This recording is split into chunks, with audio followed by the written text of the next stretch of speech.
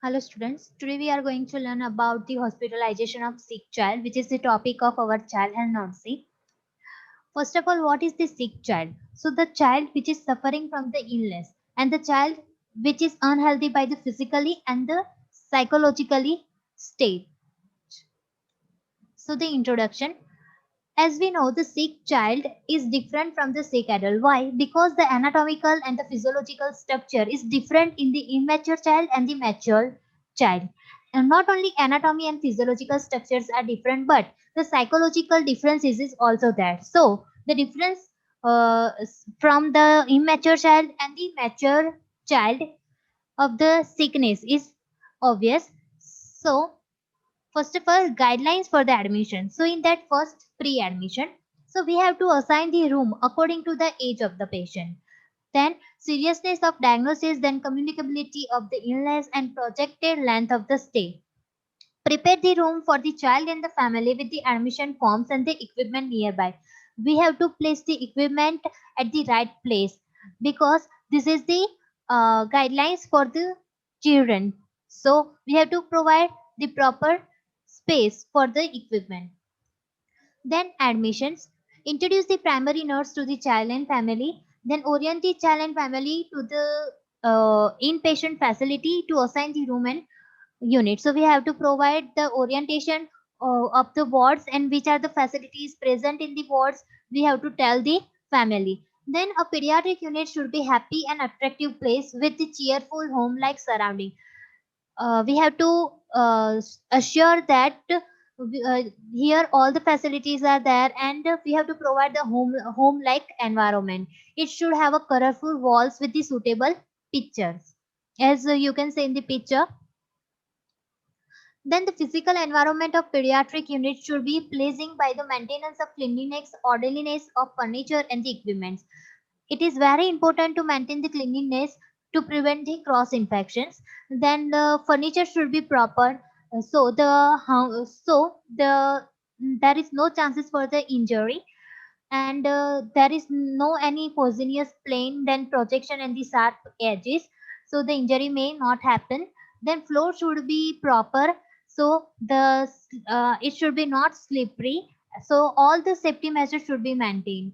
Then there is a good lighting, then plenty of the fresh air and good ventilations is necessary. There should have comfortable temperature, that is 22 to 25 on Celsius, and humidity is about 65 on Celsius should be maintained. The spacing between two beds should be maintained with the 68 feet with the adequate cleaning facility. The unit should be free from the flies, mosquitoes, bed bugs, cats, and dogs. A pediatric unit should have a facility of examination room, treatment, ill child, dining room, and pantry, waiting room for the visitor, then teaching room for the visitor, then consultation rooms, then bathroom for the children and the adult, then storeroom, nursing stations, doctor's room. So all these facilities should be available in the pediatric unit. Then the pediatric unit must meet the needs of the children and their parents. There should be a facility of the isolation. So we have to keep the non-infectious patient and infectious patients separate. So this is very important.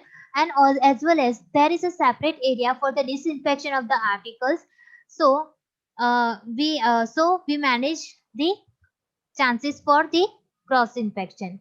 Then provision of the safety measures for the prevention of accidents in the pediatric unit. We have to provide all the safety measures uh, for prevention of the accident. That should be recreational facility like toys, music, television to reduce the fear and the anxiety. As we know, the children have more fear for the hospitalization, so we have to provide toys, music, television. So we have to distract the mind of the child. Now the concept to minimize the emotional trauma in the children and the parents. So there are different concepts. So first one, family integrity and the children relationship should be maintained. So the relationship between the child and the family member should be maintained. The sick child should be supported and the guided to learn to handle the new experience and feeling by the family participation to provide love and security during the illness and the hospital stay. So we have to provide the love and proper security to the child. So as we know, the child's needs is different, so we have to assess the needs of the family and as well as the child, so it is help in the nursing process.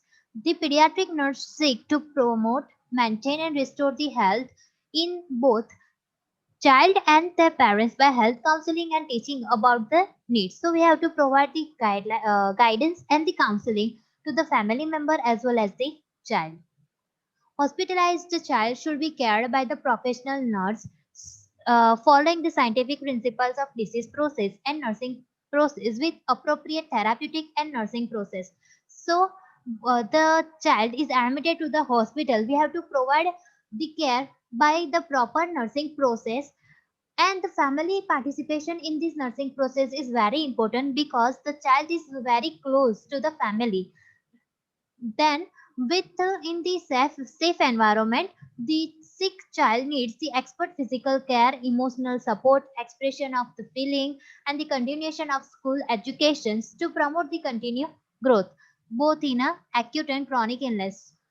For the continuation growth of the child, we have to provide the emotional support, then expert physical care, then continue school educations. Then we have to advise that you have to express your feeling, so we understand the feeling of the child. Parents should have a trusting relationship with the nurse and the healthcare member team, and the permission for the expression of feeling and the emotions in the hospital environment. So there should be a healthy relationship between the parents and the healthcare team.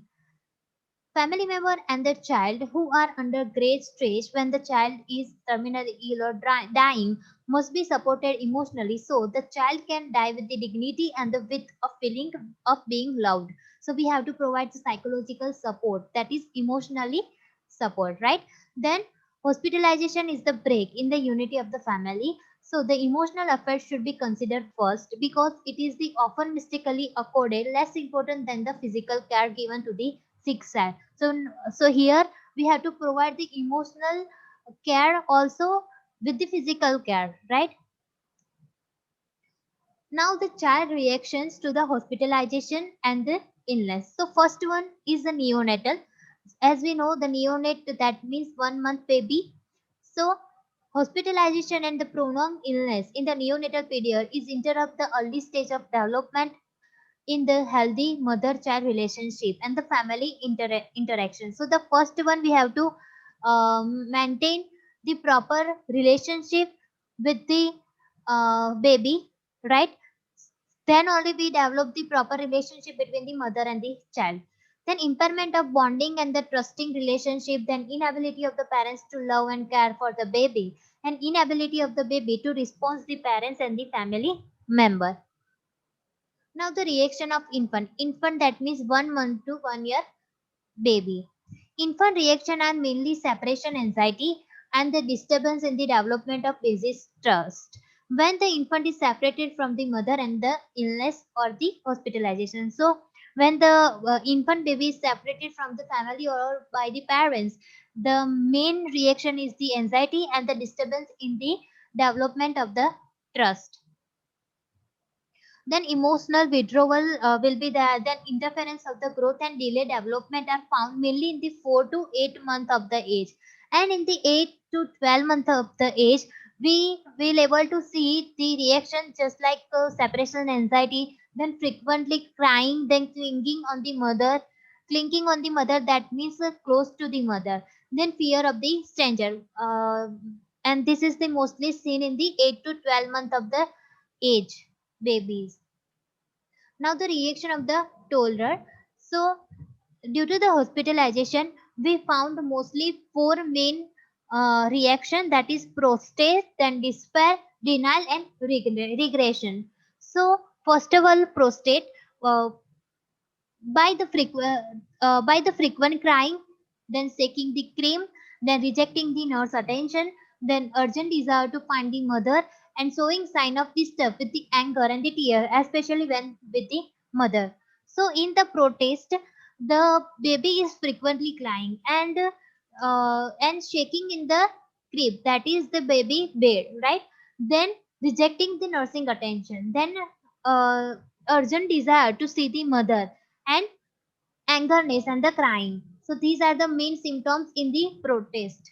Then despair. So the common meaning of the despair is the loss of the hope, right? So the toddler become hopeless, then apathetic, that means no interest, then anoretic, that is the sleep disturbance, then look sad, cry continuously or intermittently, then thumb sucking is there, then finger lip is there, then tightening, clenching a toy. Then denial. In the denial, that means the totally ignorance. The child reacts by accepting the care without the protest and the represses all the feeling. The child does not cry in the absence of mothers and may seem more attached to the mothers. In then regression. Regression, that means back to the normal early stage of the life. So in the regression, in attempt to regain the control of the stressful situation, they are found to stop using the newly acquired skill and may return to the behavior of an infant during the illness and hospitalization. So back to the normal life. Now the reactions of the preschooler child, that is 3 to 6 years. The preschooler child adopt various mental mechanism, that is the defense mechanism, to exist with this stressful experience, and different defense mechanisms are regressions, projections, replacement, aggression, denial, withdrawal, and fantasy. So by this mechanism, the preschooler child show the reactions, but the stage of protest in the preschooler child is usually less aggressive and the direct. Now the reaction of the school age children, that is 6 to 12 years. So the school age children are concerned with the fear, worries, fantasy, modern state and privacy. They react with the different mechanism like regression, separation anxiety, depression, phobia, unrealistic fear, then denial of the symptoms, and conscious attempts of the mature behavior. So the school age children also define by the defense mechanism, right? Now the reaction of the older adolescents. Adolescents are concerned with the lack of privacy, separation from the peers or the family and the school, interference with the body image or the independence or the self-concept and the sexuality. As we know, adolescence is the period where the major changes take place. So in this period, there is a lots of lack of privacy, then lots of interference with the body image, then self concept. So the anxiety is the main symptom which is seen in the adolescence, right? Then insecurity is also seen. Then they may show the anger and demanding or the uncooperative behavior or increased dependency on the mother and the staff. They may adopt the mental mechanism like rejection of the treatment, then depression and the denial and the withdrawal. Now the effect of the hospitalization on the family. So which are the effects? So first one is the break in the unity of the family. Yes, the children in the hospital and the other family member are in the house. So of course there is a break in the unity. Then separation from the children. Then feeling of inadequacy as the other care for their children. So there are different feelings are there. There is anxiety, then angerness, fear, disappointment, self blame, then positive guilt, then lack of confidence because of lack of confidence, right? So the parental anxiety is mainly seen because of strange environment in the hospital, then unknown event and the outcome. The parents are not know what is the outcome, right, and what happened to with the child. Then spread of infection of the other members from the family, then society will look upon the illness as a reflection of the something wrong with the parents. So these are the effects, right? Now what is the role of a nurse to help cope with the hospital isolation of the children? So first one is the nurse should earn the sufficient confidence to develop the positive relationship with the children and their parents. So first step is to develop the positive relationship with the family member as well as the child. And nurse should have a patience and the emotional strength in that time, right? Then the family center care should be given. So in the neonate, first of all, in the neonate, we should provide the rooming in and the sensory motor stimulation. Through the sensory motor stimulation, we can see the growth and development of the baby. And with the rooming in, we promote the mother and the child relationship. In infant, we have to encourage the mothers to balance her responsibility and minimize the separation, and mother can allow during the processes. So we have to allow the mother for the better relationship between the child and the mother. In the toddler, we have to provide the rooming in. Then we have to provide the unlimited visiting hours. Then allow the play. Then no punishment for the child. Then also maintain the home routines. Then we have to provide the encouragement to do the family interactions. In the preschooler, we have to uh, we have to provide the careful nursing process. Then we have to assure the child. Then we have to reduce the fear. Then it is the very important step that we have to also provide the participation of the parents in the nursing process, so we can shorten the time period for the hospital stay. And we have to provide the proper privacy, and we have to provide all the explanation to the child and family member. In the school, children help the parent to prepare the child for the hospitalization, provide the privacy, then obtain the proper nursing history, then explain the procedure and its purpose. Then also we have to provide the knowledge about the self-care and continue school work. Then ensure the parents to cope up with their own anxiety, and also introduce the other parents in the wards so they can communicate with each other.